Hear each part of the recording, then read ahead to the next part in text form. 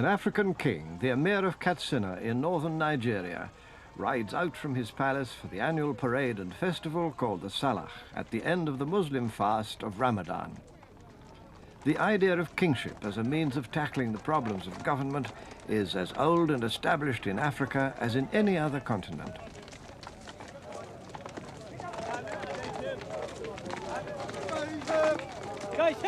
Surrounded by his bodyguards and by troops of loyal followers, the king receives the allegiance of his people.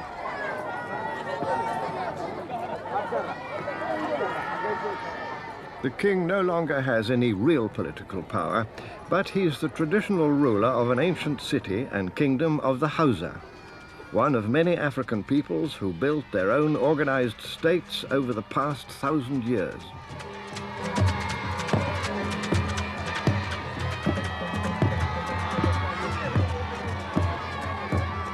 Kings need to display their wealth, and if they're wise, they also provide entertainment.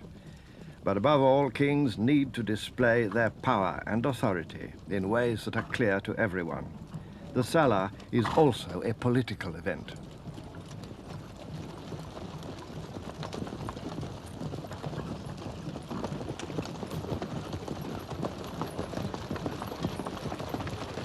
Even today, this is more than a mere display. It's an act of recognition.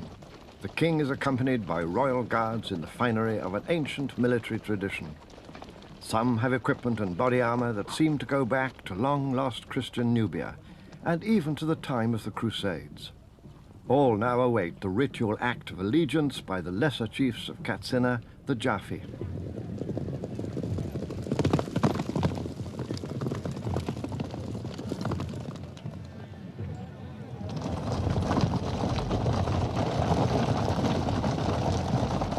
Wave upon wave, in a gesture which is part threatening and part submissive, the district heads salute their master.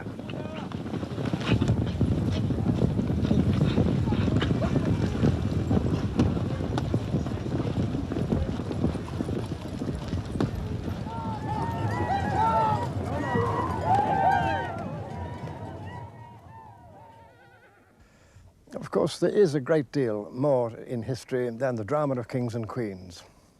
A lot of African peoples found it easy, and indeed better, to do without royal masters. Yet kingship clearly remained an important part of the story, and the facts of Africa's historical development reveal a wide variety of kingdoms and empires. Most of the old kingdoms have vanished long since, and all the old empires, but some of them have left behind, for us, magnificent reminders of their majesty and power. This astonishing sculpture in gleaming copper represents one of the rulers, or Oni, of the kingdom of Ife in western Nigeria 7 or 8 centuries ago.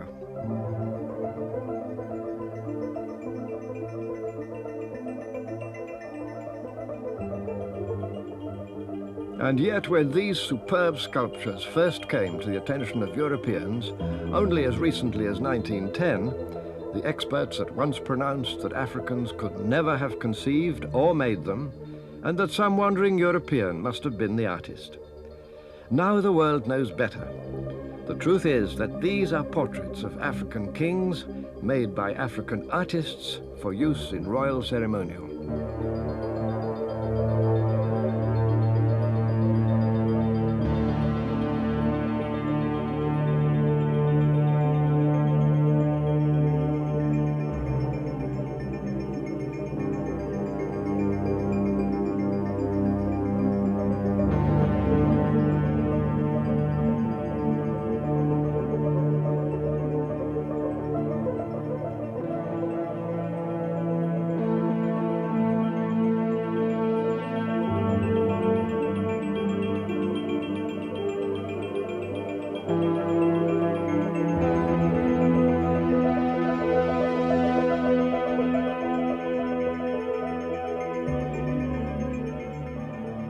South from Ife and near the coast, there flourished the ancient city and empire of Benin.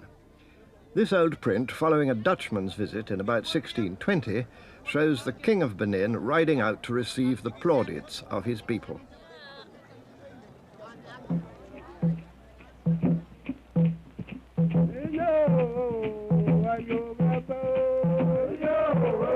Benin artists, beginning at least as early as 1400, had long been developing their own styles and techniques, styles that were entirely African in inspiration and execution. They have their place today among the artistic masterpieces of the world. This ivory armlet places the king where he belonged in Benin society, at the center of all things.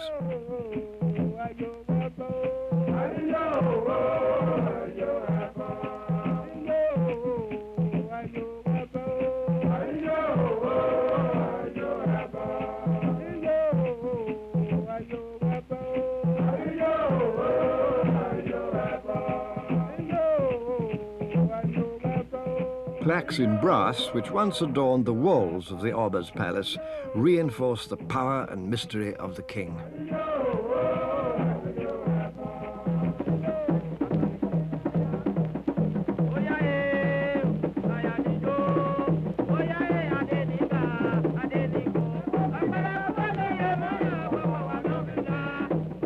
A visitor from Holland to the King of Benin in about 1600 wrote this report. The city is composed of 30 main streets, very straight and wide. The houses are arranged in good order. The people are in no way inferior to the Dutch in cleanliness. Their houses are as polished as a looking glass. They have good laws and efficient police and show us 1,000 marks of friendship.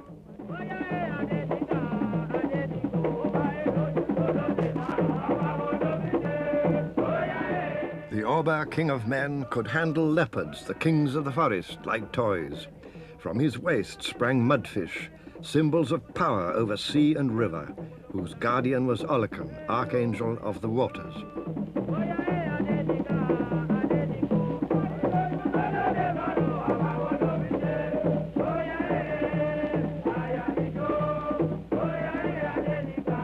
The king had great authority, but this depended on the support of noblemen and appointed chiefs, and on certain persons of ritual power. Among these were the Queen Mothers of Benin, one of whom is shown in this memorable head, sculpted in about 1550.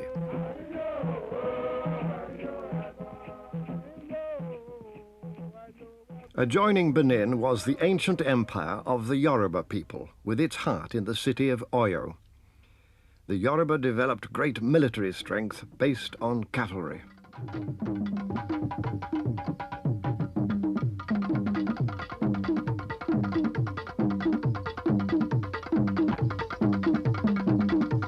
In matters of state, the king of Oyo had to consult his council, the Oyo Mesi. If the council were united against him, the king was in trouble. In theory, he was supreme, whether in religious affairs or secular matters. But if he lost the confidence of the Oyo Mesi, he could even face death.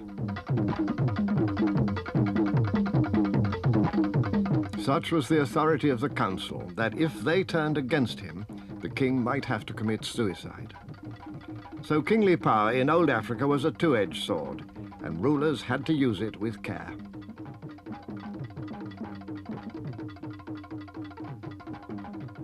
When at last Europeans reached these shores, they came at first in peace, as traders or ambassadors, asking favors.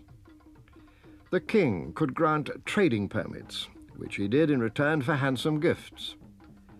Great deference was shown by these European visitors, and many accounts speak with admiration of the splendor of African kings, their courts, and their palaces. The cities, too, were large and impressive enough to command European respect. This was certainly true of the Hausa city of Kano, painted here by the German traveler Heinrich Barth during a visit in 1851. The Hausa people lived in a cluster of independent states north of the junction of the Niger and Benue rivers.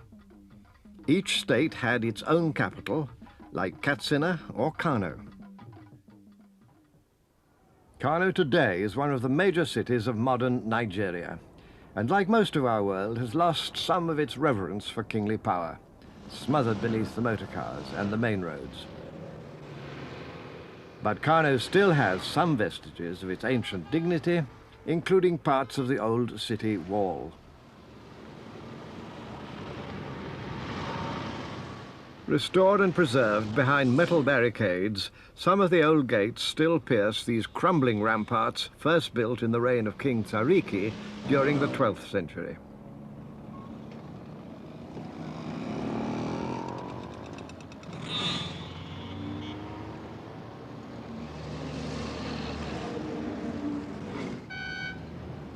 Modern Kano is as brash and noisy as any African city of our time, with its concrete office blocks, its traffic jams, its utterly persistent roadside vendors, and imperious police force.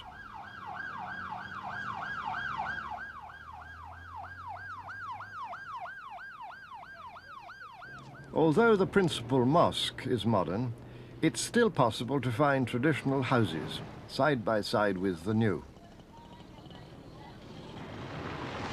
These old townhouses were designed to match the hot, dry climate of the Western Sudan, and Kano's trading visitors often feel at home with older ways of life.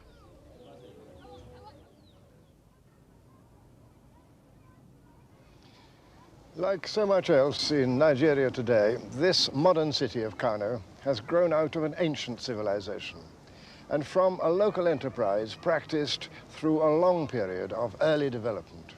Kano's story through the centuries became one of singular drama and brilliance. Ever since the Middle Ages, this old city has been a magnet for countless travelers, a place of rest after hard journeys, a seat of scholarship and of royal power, and a market echoing with the din and traffic of the whole Western Sudan.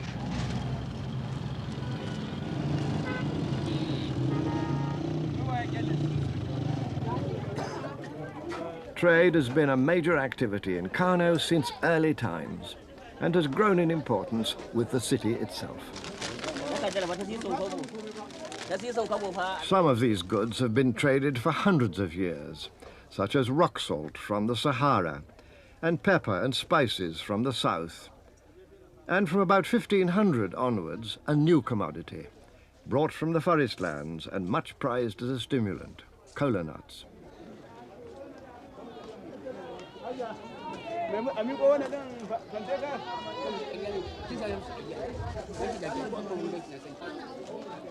Whether the trade was long distance or local, Kano was, as it is today, a place where there was money to be made and goods manufactured for sale.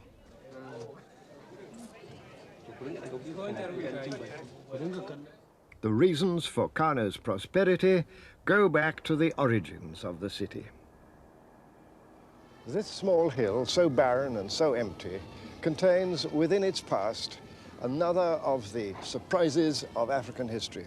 To reach its secret, we have to go back more than 1,000 years.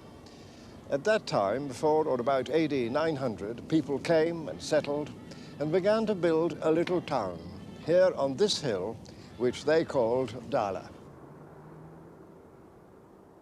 To begin with, Dala was just another hill settlement, a source of iron ore and a place of refuge, otherwise no more important than many other small villages scattered across Hausaland. The early history of the region tells of rivalry between these villages, and Kano, well placed to take advantage of the natural wealth of the region, gradually emerged as the most powerful settlement in its area.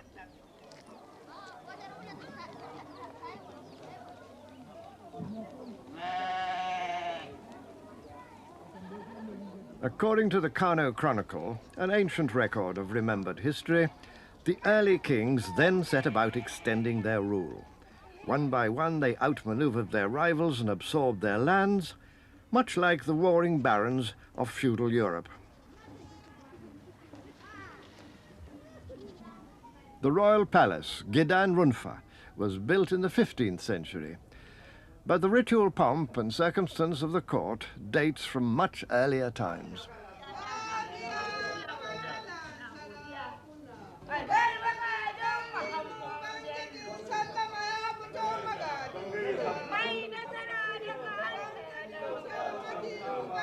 Preceded by women praise singers who tell the world of his power and glory, the King of Kano emerges from the inner palace for his daily round of public duties.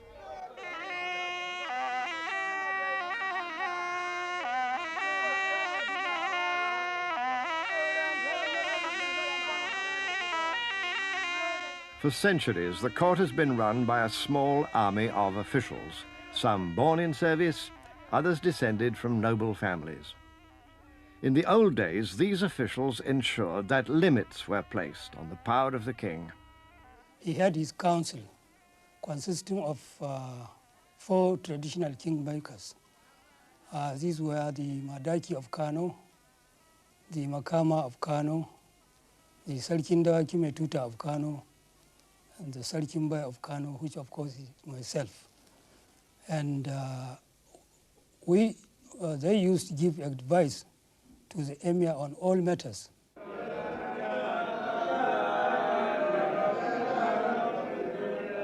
The person of the king himself was shrouded in mystery. Even the simple action of sitting down on his throne had to be concealed from public gaze. Only then could lesser chiefs draw near to pay elaborate homage.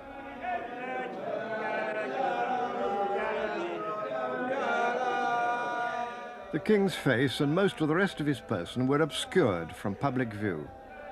His royal feet were not supposed to touch the ground. The ostrich feather sandals were part of his exclusive regalia. But in spite of all this prestige, there were strict limits to the king's authority. The 4 kingmakers had the power to choose the heir to the throne from any one of the male children of the royal family. The king was dependent on the cooperation of a large hierarchy of lesser chiefs.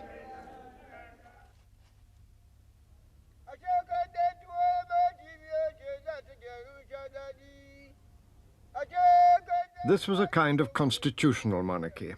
The power of the nobles was checked by the authority of slave officials appointed by the king. These were not slaves in the modern sense, but much more like the royal retainers of European monarchs. Kano even had its own jester, licensed to tell awkward truths when others preferred tactful silence.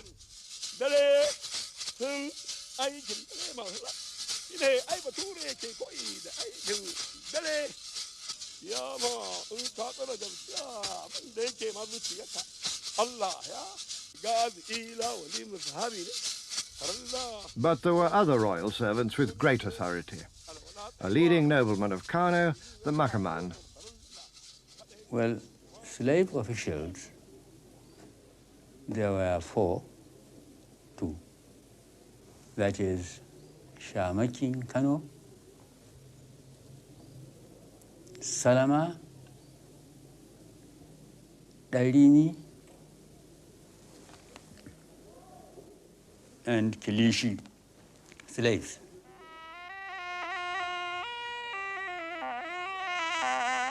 Although men of noble birth might still call them slaves, these royal servants, just like the king's men of European monarchs, could wield decisive influence. One of the most powerful of them was an official still known as the Shamaki. Gidan kansa a gidan hannunsa yake, da magudancin da yake Shamaki da wanda ke kofar gidan Shamaki. Duk a hannun Shamaki suke, babu ruwansu da sarki, sarki ba ruwansu da shi. Ɗaya in sarki zai nema sai ce a faɗa Shamaki. The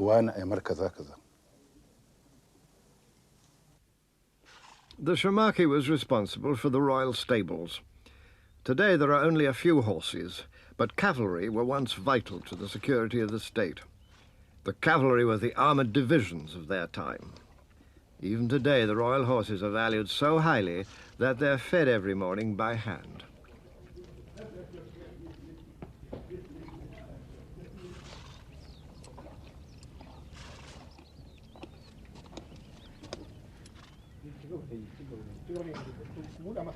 The Shamaki's position was one of crucial trust because whoever controlled the cavalry controlled the kingdom. But he himself owed his position directly to the king's patronage. Only a foolish official would bite the hand that feeds him.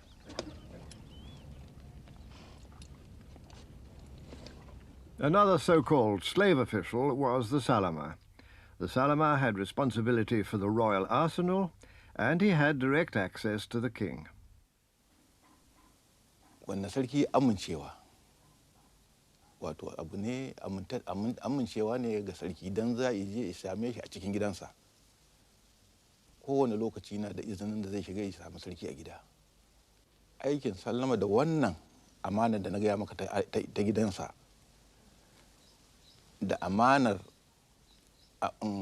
abin gaba kamar su bindiga su kibiya su lufudda to duk ikon Salama ne.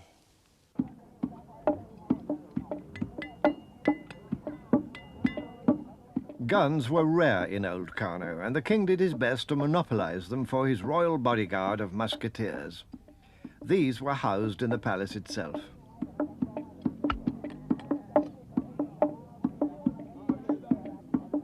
Gunpowder is still manufactured in the palace arsenal, but it's only issued today for festivals and celebrations.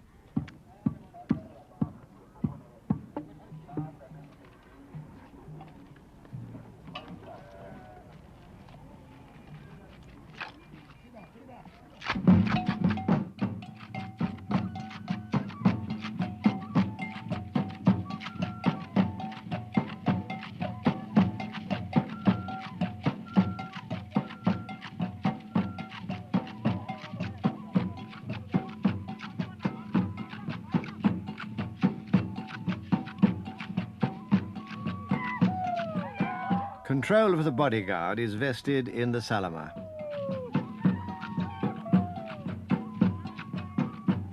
This parade may be a bit of a joke, but the power once exercised by these appointed officials was real enough. Their task was to safeguard the security of the state.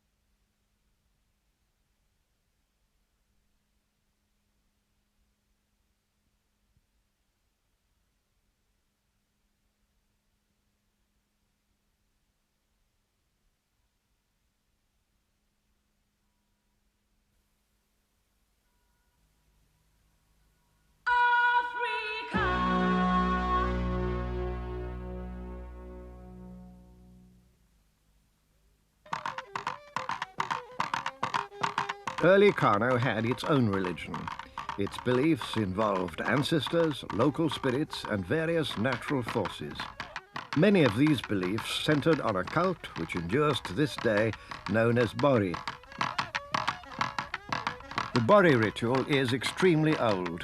This form of it, nowadays little more than a popular entertainment, still carries an echo of its old magical persuasion.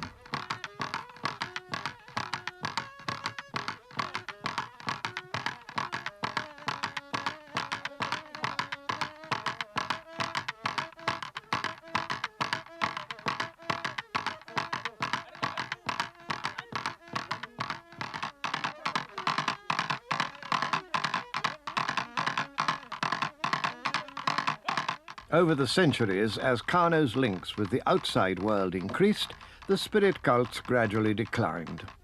They gave way to the modernizing influence of a world religion, Islam.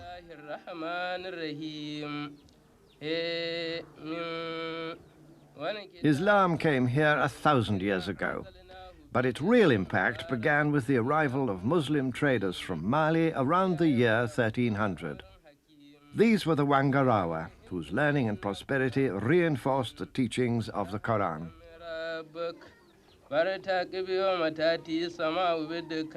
Slowly, Muslim influence widened, until the great majority of the Kano people, led by their king, answered the call of the Prophet.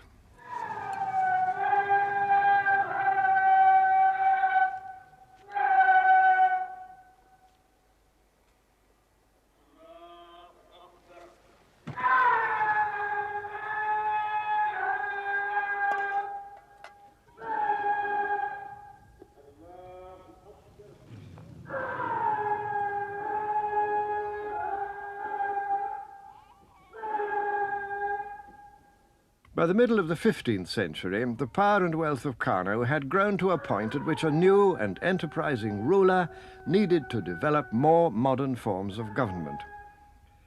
Mohammed Runfa, one of the most famous kings of the old Harbi dynasty, sent for a North African expert in Muslim law and custom named Al-Maghili. Al-Haji Maita Masuli explains.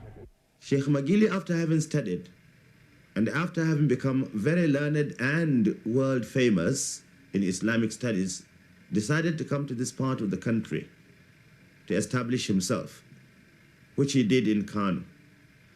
He came during the reign of Muhammad Rumfa, a very well-known, very famous, and very scholarly emir of Kano during the Harbi days. Al-Maghili advised the king to set an example to his people in religious matters, since religion and authority went together. The king enforced the Sharia, the Muslim legal code, and formed a panel of Islamic judges, the Qadis, to preside over the courts.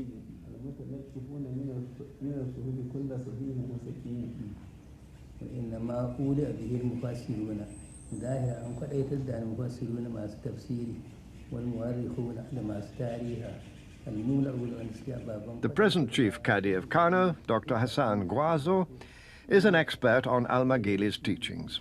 In fact, he devised two types of courts, that is, courts of first instance and also court of appeal.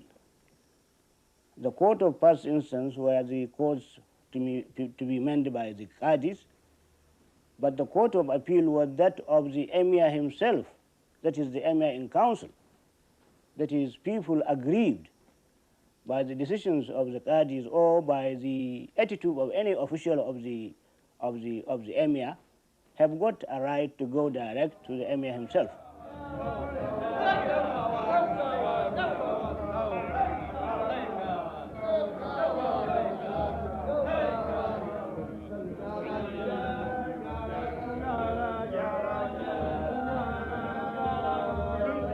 In a book called The Obligations of Princes, Al-Maghili set down a number of rules for the king to follow in the affairs of state. He warned the ruler that he shouldn't content himself with informations brought to him by his officials, because he said, because sometimes complaints might be against the officials, and therefore the emir should be always accessible, and that is why we see in the history of kingship in Kano, from those days to this present time, that the emir has the practice of coming out, always sitting in a place where everybody can see him, and you can see that this is even done even today. But if justice was in theory available to everyone, it was also sharply administered.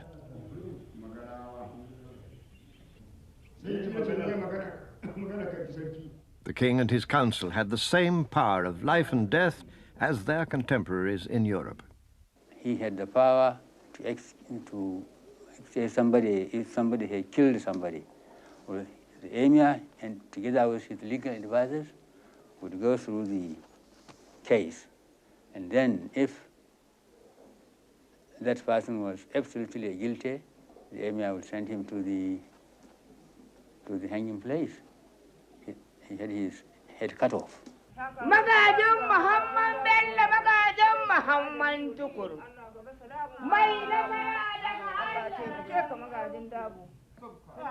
The authority of the king was very great, but like other African kings of that time, including those of Benin and Oyo, he could not be a despot. He administered the law, but he also had to obey it. He ruled his council, but he also had to defer to it.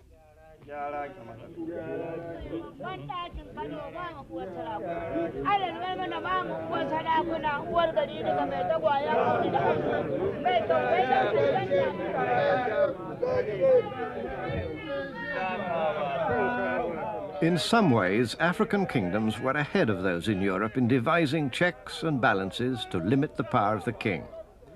Al-Magili was building on earlier traditions of African political administration when he made rules for the exercise of royal power. Then later he wrote a constitution. And it was in this constitution that he provided for the establishment of a public complaints commission, Wilayat al-Mudhalim, in Arabic, which literally means public complaints commission, the institution of ombudsman. So you see, about 500 years ago, or even more, we had this institution of ombudsman in Hausa land. But the king remained at the center of all things, especially at the center of spiritual power. For the celebration of a major religious festival, the king still leads the prayers of his people.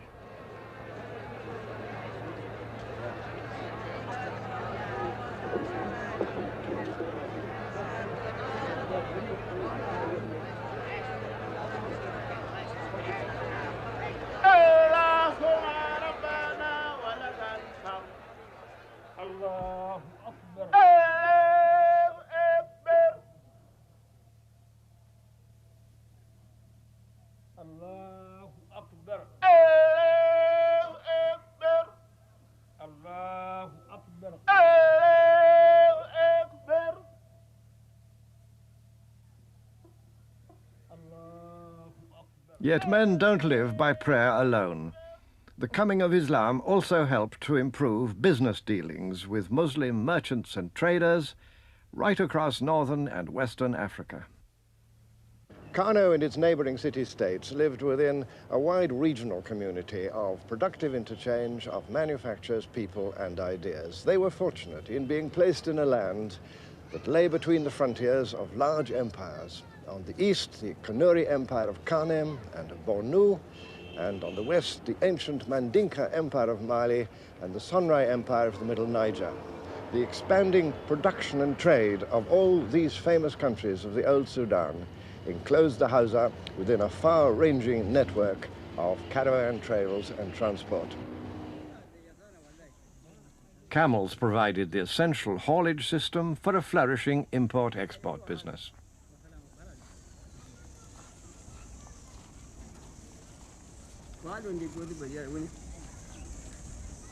Kano prospered as a commercial center.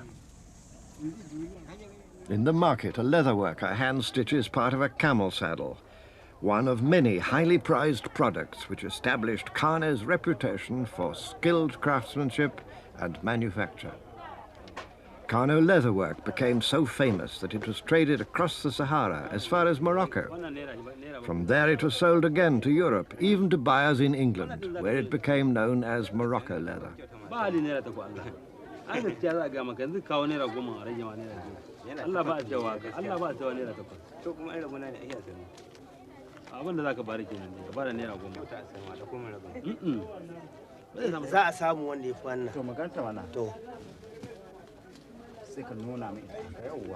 Saddle blankets of quilted cotton, still made in Kano, have always been a valued item of trade and manufacture.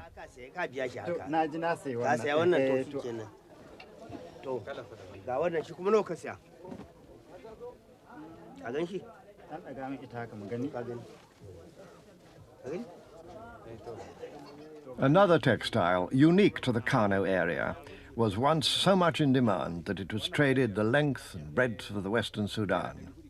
The story of these tightly woven rolls of cloth demonstrates the complexity and sophistication of traditional Kano industry.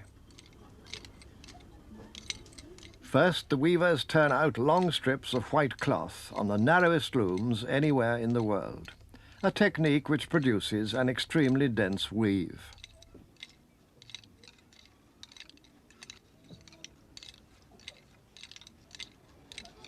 In the village of Kura, just outside Kano city, the strips of cloth are then sold to local businessmen. At this stage, they look like long, narrow bandages.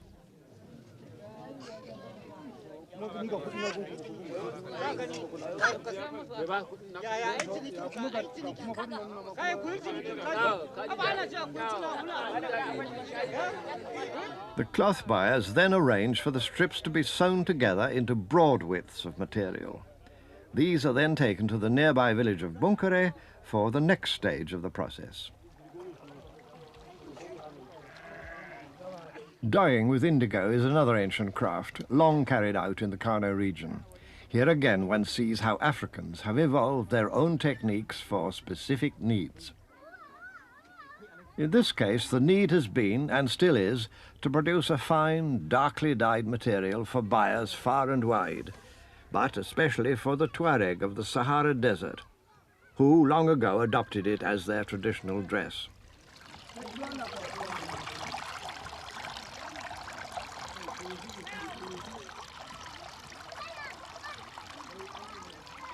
The process has to be repeated over and over.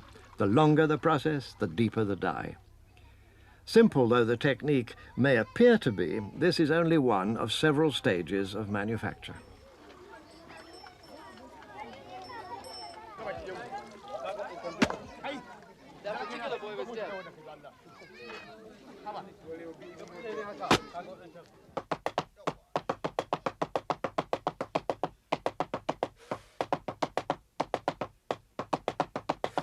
Periodically sprayed with water and pounded for hours on end, the finished product acquires a sheen that's much admired.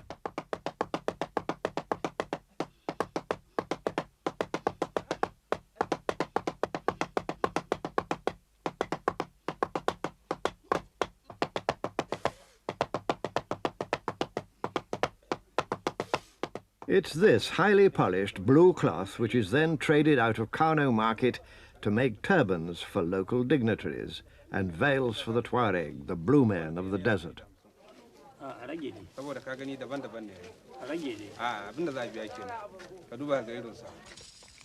The manufacture and sale of textiles has been a staple industry in the villages around Kano for many centuries. Strips from looms like this, when sewn together into broad widths, were sold as robes or blankets to every people and kingdom in Western Africa. Here then was a nicely balanced community of interests between countryside and city, between producers and consumers. Industry and commerce guaranteed the city's prosperity. Whole villages which once were part of the Kano kingdom are given over to the manufacture of pottery.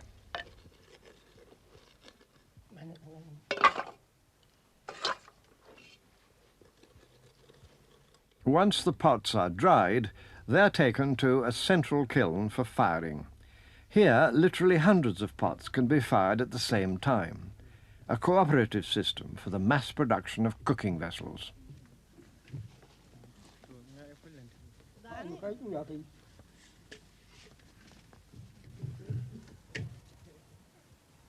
Governing and exploiting all this industry and trade were the king and his council.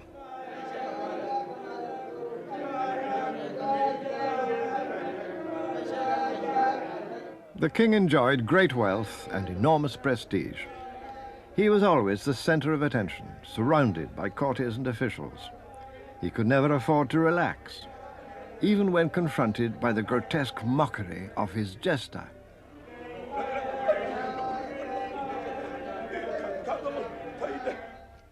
But alone in the royal garden within the palace walls, he could be his own man.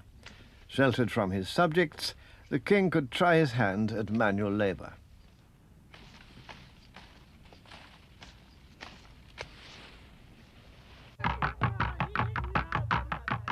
Women are rarely seen by visitors to the palace.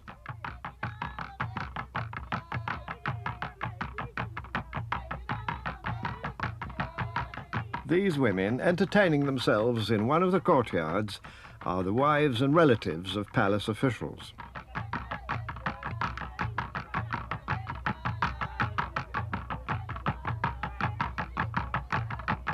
The wives and numerous concubines of the king himself are never allowed to venture from the inner palace. Moslem practice and royal prudence combine to keep them in seclusion. The present emir, like the kings of Kano before him, has many children.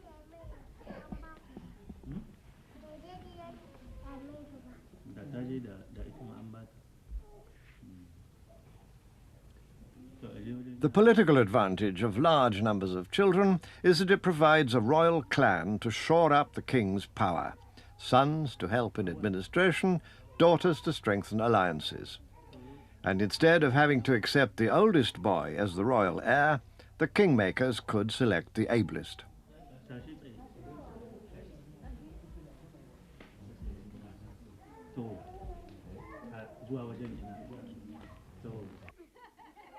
All this huge establishment had to be supplied with the basic necessities.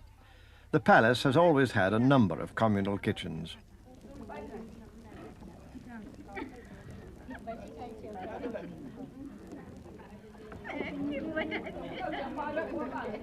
Today, food must be bought at the market, but in the past it was taken from farms around the city as a form of taxation.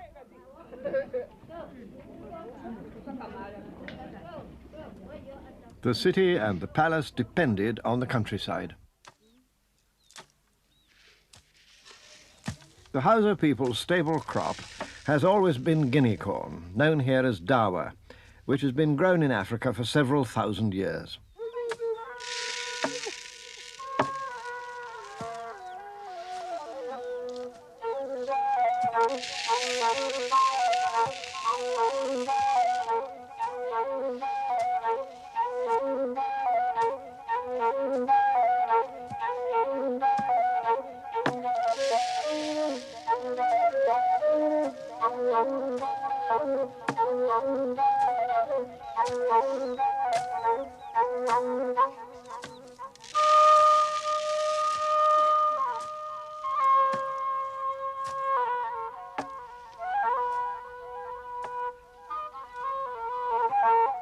The king and the city exploited the country people, and the whole edifice of royal pomp and pageantry rested ultimately on the shoulders of the Hausa farmers. As early as the 11th century, records tell of the unpopularity of royal taxation.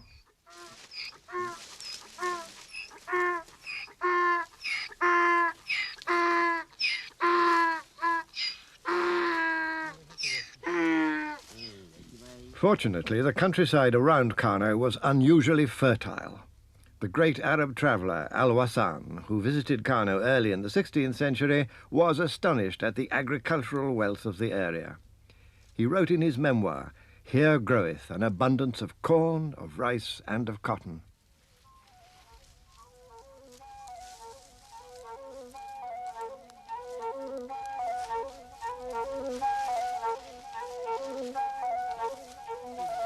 By the 16th century, grain was grown for sale as well as for domestic use.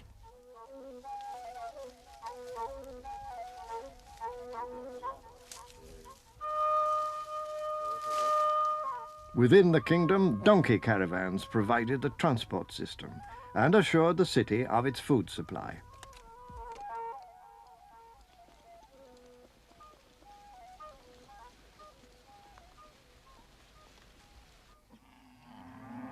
Cattle have been the other great agricultural resource on these broad plains. The king himself and other prosperous city dwellers often owned cattle, which were grazed for them by professional herdsmen.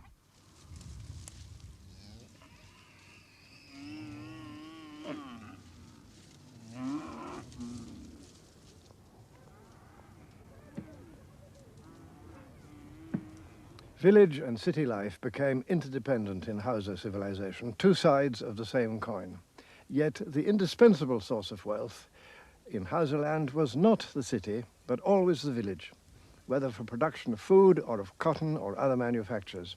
Village people paid taxes in cash or in kind to the king of Kano because he was powerful, but essentially because they depended on him and his government to keep law and order in the land, and when foreign enemies appeared, to protect them with the royal army.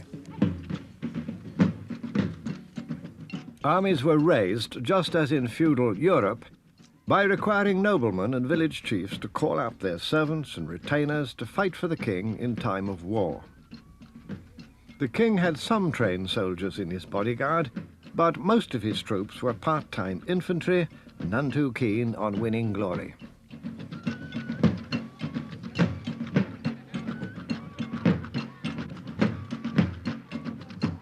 Again, it was Al-Maghili who advised the king to maintain a small standing army. Have beside you at all times a band of faithful and gallant men, sentries, bowmen, horse and foot. Times of alarm are not like times of safety. In that period of African history, kings and armies behaved very much as they did in Europe at the same time. Hausa states intrigued, formed alliances, broke them, and betrayed one another in a long series of minor wars.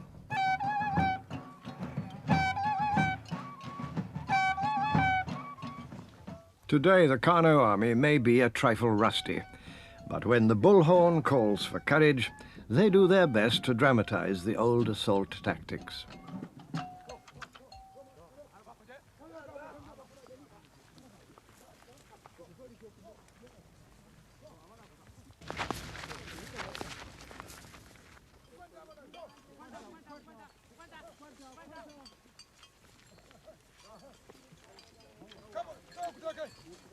And then, of course, comes grand confusion, just as in all the best regulated warfare.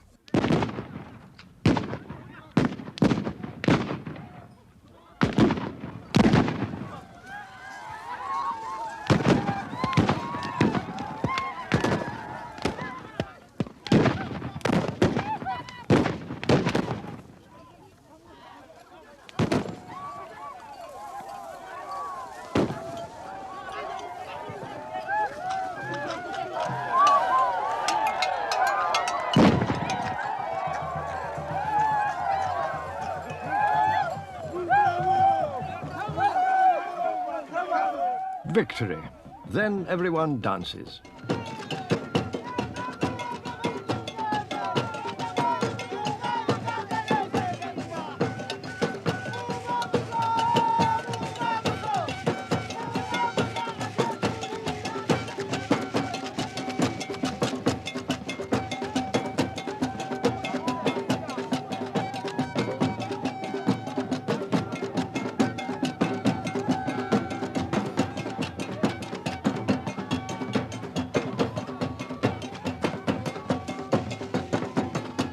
But these small wars, it seems, killed few, and only occasionally destroyed the peace and confidence of every day.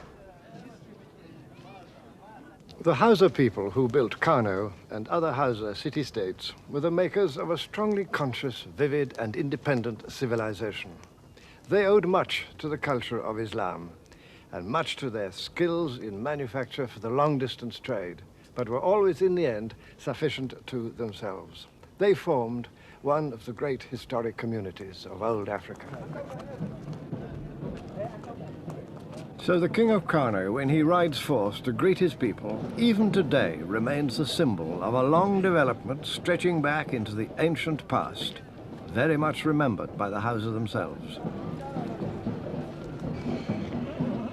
500 years ago, Al-Maghili gave this advice to the king. Ride the horses of resolution on the saddles of prudence. Kingdoms are held by the sword, not by hesitation. Can fear be thrust back except by causing fear? The parade is a demonstration of royal power.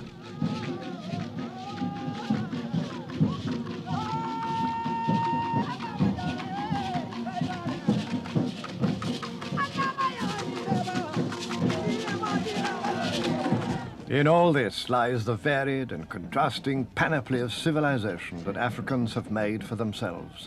A history so strangely unknown to people in the outside world, almost as though it had never existed.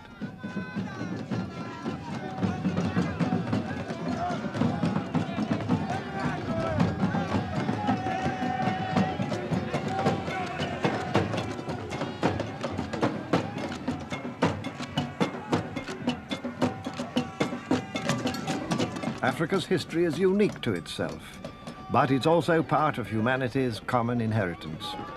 It's a story that can still unfold, even in the festivals of today, a powerful mystery and splendor.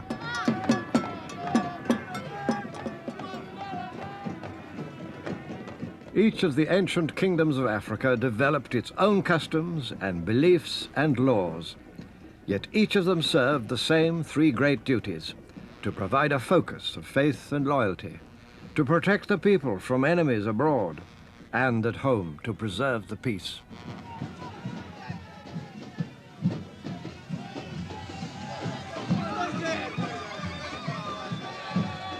Their record of success or failure, justice or injustice, has been remarkably like the record of other kingdoms in the world. In that heritage, we have all shared.